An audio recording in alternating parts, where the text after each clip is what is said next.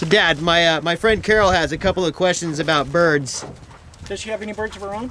Well, she's got a red-headed peckerwood at home, but that's a different story. He's pretty well trained. She's curious about how you guys started and in falconry. Well, I was always fascinated by it.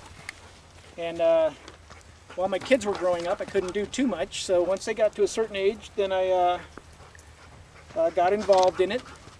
And you have to contact your local game and fish department and see what their regulations are on falconry. And then you have to usually take a little test. If I can pass it, just about anybody can pass it. So, and then you go through an apprentice program where you have a sponsor for a couple of years. And after that, you become a general and you can move on to different types of birds. And this is a female Harris hawk. Harris hawk is probably the most popular bird in falconry because of its sociability. It's very sociable. It'll land on your head, it'll land on your shoulders. You can fly 4 or 5 of them together. Right. And usually there's no territorial disputes.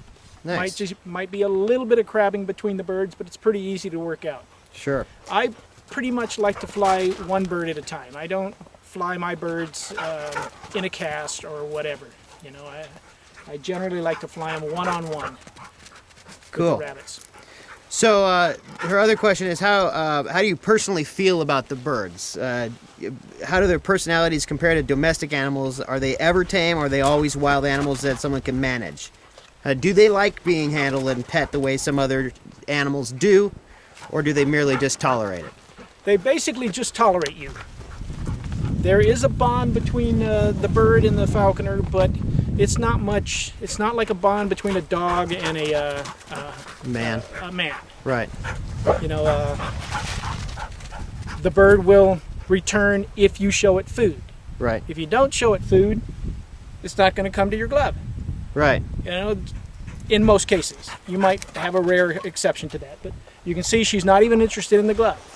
If I put food on the glove, she'll be there very, very quickly. Right. So she's just hanging out on the top of the truck there. So they just merely tolerate people.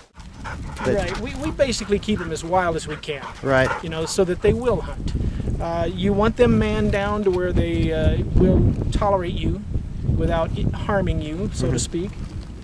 But you want them to take off as soon as they see game. Right. You want them to chase anything wild. Cool. Well, let's go chase something wild. Thanks, Dad. Appreciate it. Right.